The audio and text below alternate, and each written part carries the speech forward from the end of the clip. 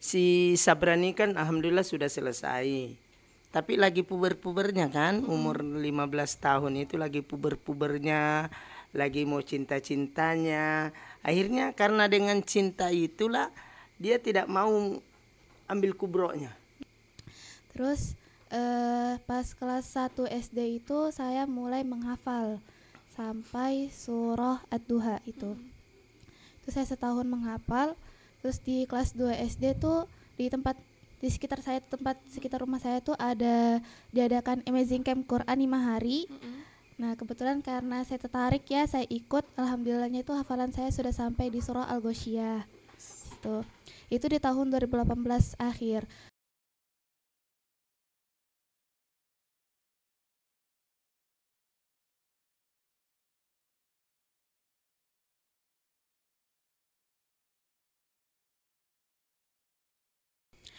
Memang baik menjadi orang penting, tapi lebih penting menjadi orang baik. Quotes dari Jenderal Hugeng. Assalamualaikum warahmatullahi wabarakatuh. Waalaikumsalam warahmatullahi wabarakatuh. Halo Sospan semua, kembali lagi di Spansel Podcast. Bersama saya Maulidina Nazwa Syifa Syarani sebagai podcaster. Nah, Sospan semua, bagaimana nih kabar kalian semua? Semoga kalian selalu sehat ya. Nah, teman-teman, di podcast sebelumnya kita sudah mengundang Kepala Sekolah dari SMP Negeri 9 Bontang, yaitu Ibu Lilin Indriawati SPD. Dan sekarang tim kami mengundang tamu spesial, yaitu satu murid dan satu guru. Perkenalkan, di sini sudah ada Naura Zubia Safitri kelas 9B dan juga Pak Abdillah Daeng Sibali. Selamat datang Pak Daeng dan Naura. Selamat datang. Terima kasih ya Pak Daeng dan Naura sudah menyempatkan waktu untuk datang ke sini. Nah, jadi sebelum itu saya akan menceritakan sedikit tentang Pak Daeng dan juga Naura ini. Nah, jadi Naura ini adalah penghafal Al-Quran dan sekarang sudah hafal 7 juz.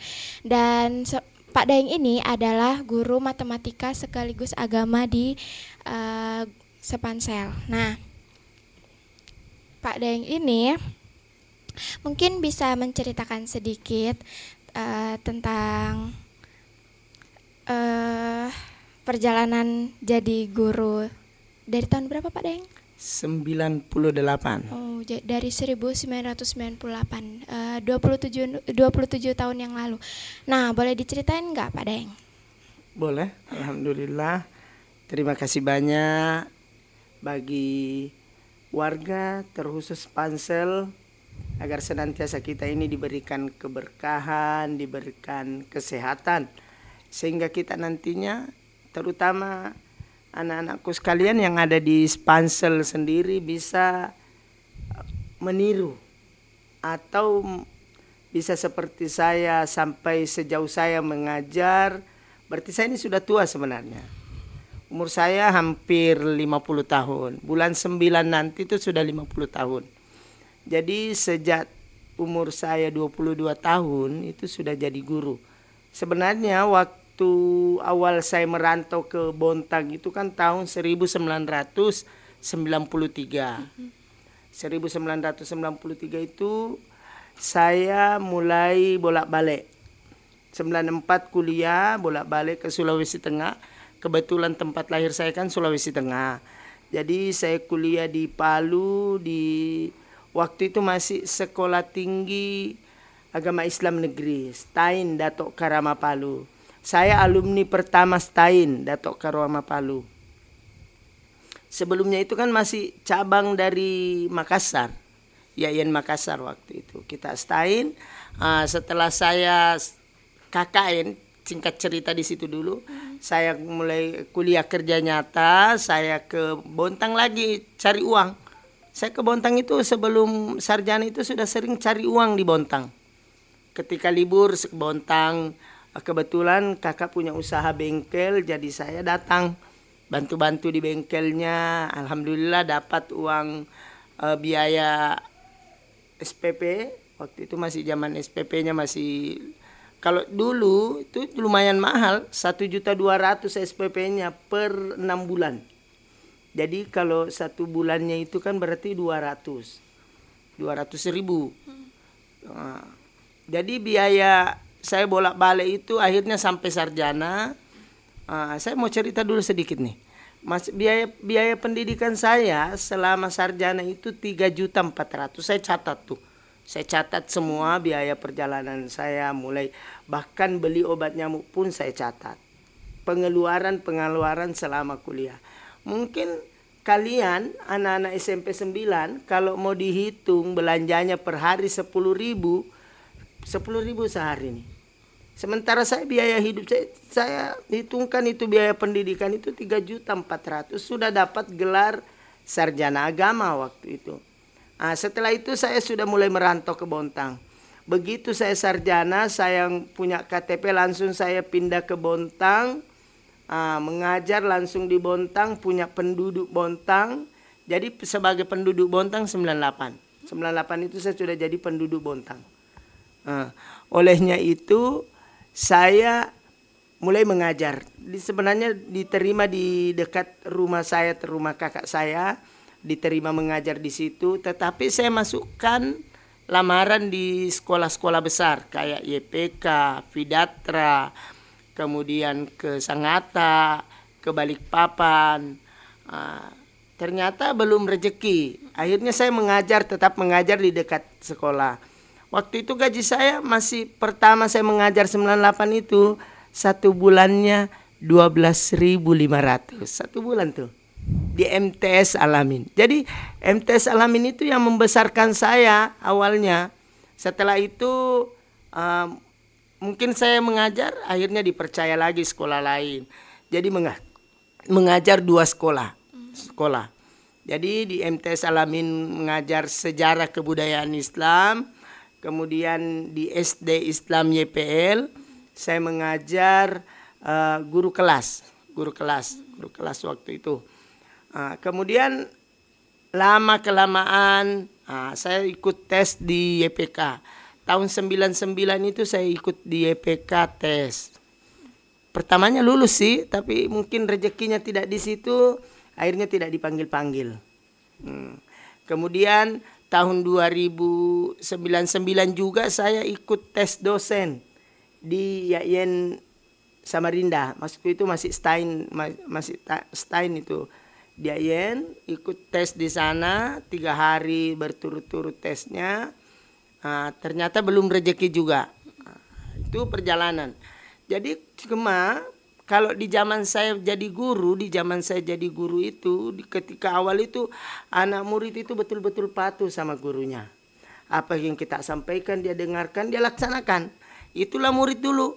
Zaman 27 tahun lalu itu mereka kerjakan. Jadi dia datang, misalnya dia senang mau datang ke rumah saya. Saya kan masih bujang, umur 22, masih muda loh itu, umur 22 itu. Anak murid saya itu datang, itu boleh dia datang ke rumah itu minta izin dulu, bolehkah kami datang ke rumahnya. Kalau tidak diizinkan dia tidak akan datang. Tidak, betul-betul anak-anak dulu ketika 27 tahun lalu itu dan beberapa tahun berikutnya itu memang betul-betul menghargai muridnya. Termasuk anak murid saya sudah ada di sini juga menjadi guru di SMP Negeri 9 Bontang. Itu Bu Komsa Tunhairiatun itu. Bu Komsa itu anak murid saya. Itu pun murid saya sudah beberapa tahun saya mengajar. Maksudnya murid muda. Berarti begitu tuanya sudah saya ya. Gitu. Anak murid saya sudah jadi guru. Bahkan sekarang rata-rata yang saya ajari di SMP 9 ini, setelah dipindah di SMP Negeri 9 itu rata-rata murid saya itu anaknya murid saya yang dulu. Jadi misalnya anak murid saya nih sudah jadi guru, sekarang punya anak, sekarang ini anaknya lagi yang sudah saya ajar. Bahkan anak murid saya sudah ada yang sarjana, beberapa orang tuh. Yang mungkin jodohnya cepat datang ketika dia SMP. Ketika dia SMP itu sudah menikah, tamat SMP menikah, akhirnya sampai sekarang sudah sarjana. Mungkin cukup itu dulu. Jadi Pak Daeng sebelum jadi guru di SMP 9 dia juga pernah mengajar di mana tadi Pak Daeng? Di MTS. SDI, Ya, EPL, di sama SDI. MTS. Iya. Jadi itu tadi cerita Pak Daeng ya teman-teman. Nah sekarang ini kan mau masukin bulan puasa nih ya teman-teman.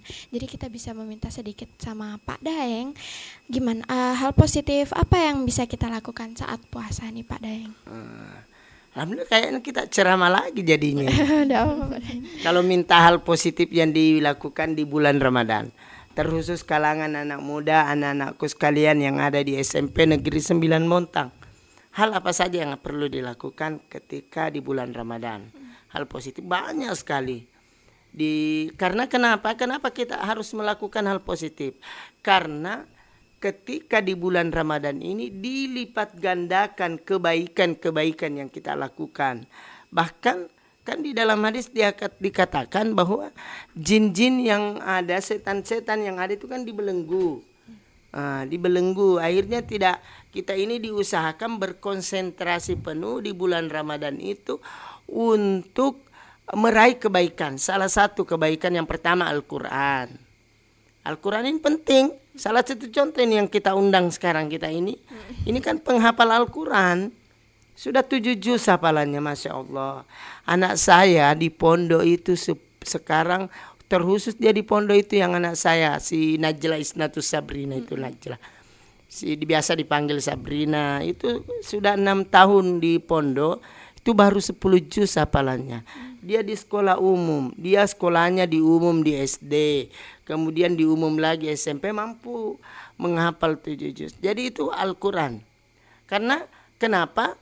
Sab'asa nabila fi kulli sumbulatin mihati habba.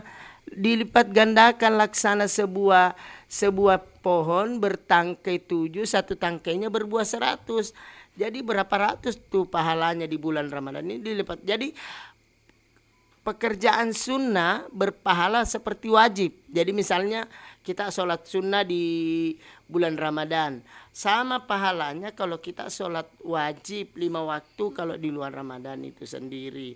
Kemudian zikir, itu kan gampang zikir pagi, zikir petang. Kemudian bersedekah itu mengalir terus pahalanya. Olehnya itu hal-hal contoh kebaikan yang bisa dilakukan di bulan Ramadan itu sendiri. Jadi hal positif yang bisa kita lakukan di bulan Ramadan menurut Pak Daeng ini adalah membaca Al-Quran, lalu berzikir, serta bersedekah. Nah, sekarang kita lanjut nih teman-teman ke Naura. Nah, Naura ini adalah siswa yang menghafal Al-Quran sudah 7 juz. Nah, teman-teman pasti kalian nih penasaran gimana sih dia bisa jadi penghafal Al-Quran. Nah, jadi kita bakal menanyakan cerita singkat dulu awal dia pertama menghafal Al-Quran. Boleh diceritain Naura? Iya, awal menghafal itu sebelumnya mengaji dulu ya seperti biasa. Mulai dari TK saya menghafal hadis dulu, menghafal hadis, doa sehari-hari, terus hafalan surah-surah pendek kayak An-Nas, Al-Falaq, adik kelas seperti itu. Terus pas kelas 1 SD itu saya mulai menghafal sampai surah Ad-Duha itu. Terus saya setahun menghafal. Terus di kelas 2 SD tuh di sekitar rumah saya tuh diadakan Amazing Camp Quran 5 hari. Nah, kebetulan karena saya tertarik ya, saya ikut. Alhamdulillahnya itu hafalan saya sudah sampai di surah Al-Ghasyiyah. Itu di tahun 2018 akhir. Terus di tahun 2019 yang awal pada saat bulan Februari itu masjid saya tuh adakan pendaftaran tahfiz, rumah tahfiz Latazan. Ya itu saya ikut karena percuma kalau saya hafalannya cuma sampai di situ saja. Jadi saya ikut selama setahun tuh 2019 saya fokus hafalan di juz 30, saya murojaah. Alhamdulillah dapat situ 1 juz dari An-Naba sampai An-Nas seperti itu. Lanjut di tahun 2020 kebetulan itu corona ya. Jadi itu hafalannya itu lewat VC, lewat WhatsApp seperti itu. Di situ tuh saya ada semangat buat menghafal nih. Jadi 2 tahun 2020 sampai 2021 saya kejar sampai 5 juz. Jadi 30, 1, 2, 3 sama 4. Itu saya kejar. Nah, 2021 akhir saya wisuda 5 juz seperti itu. Seperti terus di tahun 2022 kan sudah ada nih hafal 5 juz. Saya stopkan dulu karena takut hafalan saya tuh hilang. Percuma ya kalau misalnya hafalan banyak tapi hilang gitu aja. Jadi saya fokus murojaah terus.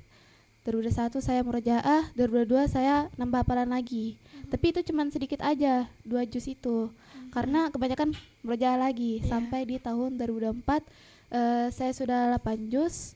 Itu juga alhamdulillah sudah mungkin kemarin dites sama Ustadz saya, Ustadz Yazid. Itu alhamdulillahnya lancar, 8 juz. Seperti itu. Jadi agak nggak mudah ya. Memang kalau misalnya menghafal Al-Quran tuh guys, kita menghafal tuh gampang, tapi yang susah itu murojaahnya. Nah, sekarang pertanyaan kedua nih. Nah, ini kan Naura kan sudah banyak ikut lomba nih ya pasti. Nah, jadi kita ceritakan dong perjalanan pada saat lomba-lomba gitu. Awalnya itu di tahun 2019, kayaknya itu di bulan Mei itu saya ditawarkan sama ustadz saya buat ikut lomba di masjid di Bontang, tapi lupa di mana. Itu lomba di juz 30. Ya kemungkinan belum rezeki ya, di situ saya kalah karena juga betul-betul baru selesai itu juz 30. Jadi kayak belum mungkin gitu kan, belum lancar. Terus lomba kedua saya ditawarkan di Masjid Baitul Muttaqin. Itu tuh saingannya berat banget karena saingannya tuh remaja-remaja, sedangkan saya di situ masih kelas 3 SD. Masih kecil. Iya, masih kecil. Terus saya kayak sempat tak yakin tuh, kayak ya Allah ini bisa nggak ya aku, karena saya lihat saingan tuh kayak sudah gede-gede gitu, sedangkan saya masih kelas 3 SD. Nah, di situ alhamdulillah saya dapat rezeki, saya juara 2 lomba tahfiz juz 30 di Baitul Muttaqin bulan Mei itu. Terus di lomba ketiga saya ngewakilin SD saya di 007. Itu saya kemarin pentas PAI, alhamdulillahnya juara 1 tingkat kota. Itu juara 1. Setelah itu habis tingkat kota saya lanjut di tingkat provinsi. Saya wakilin Kota Bontang di Samarinda, dan kebetulan tuh saya jatuh lagi, saya kalah lagi. Terus saya sempat nangis itu karena kayak aku sudah berharap tapi ya jatuh seperti itu. Terus saya ikut lagi lomba di FASI itu kemarin, Festival Anak Soleh di tahun 2019 di bulan Juli. Saya wakilin tempat ngaji saya di Masjid Al-Hikmah. Alhamdulillahnya saya juara 1 di tingkat Kota Bontang seperti itu. Terus semangat saya tuh membara lagi, kayak wah aku menang nih, aku jadi semangat lagi gitu. Terus saya lancarin lagi hafalan saya.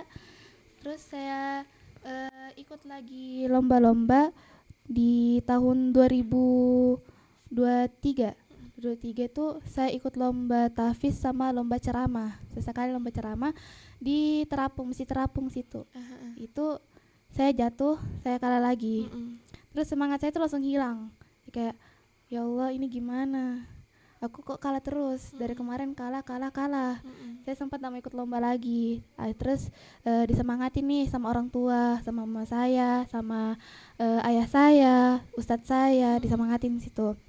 Terus saya ikut lagi di tahun 2024 tuh kemarin ada lomba lagi di Terapung, dan itu jatuh lagi. Itu saya kayak aduh aku gak mau ikut lomba lagi deh, kayak begitu. Terus mama saya tuh selalu ngasih motivasi, ngasih kata-kata penenang gitu biar saya tuh mau lagi ikut melangkah gitu, seperti itu. Terus saya ikut lagi lomba, alhamdulillah tuh ya menang karena mungkin salah saya kemarin dari niat. Kemarin itu pas lomba tingkat SMP kemarin saya juara 2 itu, saya perbaiki niat saya kalau menang ini saya hadiahkan untuk dispenser ini, bahkan untuk diri sendiri. Kayak ya Allah semoga aku bisa lah bawa pulang, mungkin ini hadiah terakhir kan, bentar lagi lulus kayak gitu. Dan alhamdulillah kemarin dapat ya juara 2. Kemarin tuh salah 1. Yang baru-baru ini. Iya, yang baru-baru itu. Jadi kayak saya tuh berpikir, oh kalau misalnya mau ngikut sesuatu tuh perbaiki dari niat mungkin. Kemarin tuh saya kayak ikut lomba tuh niatnya cuma mau menang doang, mau pamer-pamer. Tapi setelah perbaiki niat, oh saya langsung jadi mengerti seperti itu. Jadi mungkin karena niat juga ya. Iya, karena niat. Mungkin itu yang dirasakan pada saat lomba gitu ya. Jadi kita tuh pengennya tuh menang aja terus. Jadi kita tuh kayak nggak, ya buat pamer aja sebenarnya, di upload di medsos, wow keren gitu. Iya kadang gitu. Itu juga yang saya rasakan waktu lomba itu. Saya pengen menang kayak terus, tapi ternyata nggak menang. Jadi ya gitu ya. Jadi perjalanan Naura ini nggak gampang ya teman-teman. Nah sekarang, karena Naura nih udah hafal banyak juz ya, berapa juz? Sebenarnya 8. Oh 8, oh tadi kurang 1 lah berarti. Nah jadi kita minta tips ke dia cara agar hafalan itu tidak hilang. Ini juga bisa jadi pelajaran buat teman-teman supaya bisa menghafal Al-Quran. Yang bisa diceritain Naura? Iya, awalnya tuh hafalan saya tuh hilang 7 juz. Terus dikasih tips nih sama ustadz saya. Jadi saya tuh mandiri, saya lancarin. Kalau sholat subuh tuh saya lancarin entah itu setengah juz atau enggak 1 juz. Juz 30, juz 1. Kayak itu setiap hari. Itu harus konsisten. Kalau enggak tuh nanti ya perlahan hilang. Terus yang kedua, itu jaga pandangan karena itu tuh bakal pengaruh banget. Terus yang ketiga, kurangi cinta-cintaan ya. Itu aduh. Kalau maksiat disatuin dengan Al-Quran tuh nggak bisa. Jadi kalau misalnya mereka disatuin, salah satunya bakal hilang kayak gitu. Terus saya juga kurang-kurangi dengar musik karena takutnya saya hafal musik doang, tiba-tiba hafalan saya hilang kayak gitu. Jadi seperti itu. Jadi banyak-banyak murojaah ya teman-teman kalau misalnya kalian menghafal Al-Quran. Itu agak susah ya sebenarnya tuh, menjaga hafalan itu tidak tadi sudah ya teman-teman. Hafalan itu gampang, tapi yang tidak gampang itu murojaahnya, karena pasti ada rasa malas. Kayak besok aja, terus pas besoknya lagi, terus sampai akhirnya nggak murojaah, terus hafalannya hilang. Saya punya tips di sini. Ya boleh. Kalau tips dari saya, kebetulan kan anak saya kan sudah 4 di pondok. Si Sabrani kan alhamdulillah sudah selesai. Tapi lagi puber-pubernya kan, umur 15 tahun itu lagi puber-pubernya, lagi mau cinta-cintanya. Akhirnya karena dengan cinta itulah dia tidak mau ambil kubronya. Kubro itu duduk sekali hafalkan dari Al-Fatihah sampai An-Nas. Oh, kayak tasmi gitu ya? Tasmi. Iya. Dia belum berani. Padahal waktu dia mulai kubro itu 2 minggu saja, 2 minggu hafal 5 juz kubronya. Karena tinggal mengulang 2 minggu itu. Tapi karena mungkin lagi gejolak cinta anak muda, dia kan lagi sekarang kan umurnya 16 tahun. Dia kan lahir 2008 Desember. Jadi nanti Desember ini 17 tahun. Sudah bisa ambil KTP. Jadi tips yang saya berikan, bilang anak saya itu cocok bilang kata Naura tadi, kurangi musik, kemudian kurangi, apalagi menjaga pandangan. Jadi kalau menjaga pandangan, apalagi kalau ada anak muda sekarang duduk berdua saling pandang-pandangan, oh itu sudah tantangannya. Jadi kalau memang mau saya sedikit ketawa ini karena kenapa? Karena memang saya juga dulu pernah muda seperti Naura ini, tapi memang saya dulu walaupun tidak menghafal Al-Quran, saya kenal cinta itu ibaratnya betul-betul mencintai itu kelas 3 SMA, sudah mau lulus baru merasa punya cinta. Tapi buat anak-anak muda sekarang, cinta itu kalau memang mau dijadikan satu motivasi, jangan berduaan. Setiap ketemu pacarnya harus ada orang ketiga. Itu penting, apalagi zaman sekarang, dan penting ini untuk pendidikan ke depannya. Ya, pokoknya hindari pacaran, kurangi musik. Betul dikatakan Naura. Saya Ya, memang betul. karena kalau mau lari ke hadis lagi, apa kata Rasulullah? Lebih baik telingaku dituangkan timah mendidih daripada dengar musik. Coba, timah mendidih api neraka lebih baik. Jadi dikurangi, diperbanyain, apalagi bulan Ramadan, diperbanyain zikir, banyak membaca Al-Quran. Mungkin itu tipsnya. Jadi itu tips dari Pak Daeng ya teman-teman, cukup membantu juga. Mungkin itu saja yang bisa Naura dan Pak Daeng sampaikan. Mungkin di lain waktu kita bisa mengundang narasumber lainnya. Nah teman-teman, jadi itu dulu sekian podcast kali ini bersama saya Maulidina Nazwa Syifa Syarani dan Abdillah Daeng Sibali, Dan biasanya dipanggil Pak Daeng. dan juga Naura Zubia Sapitri. oke guys, jangan lupa kalian komen, like, subscribe, and bagikan ke teman-teman kalian. Bye bye.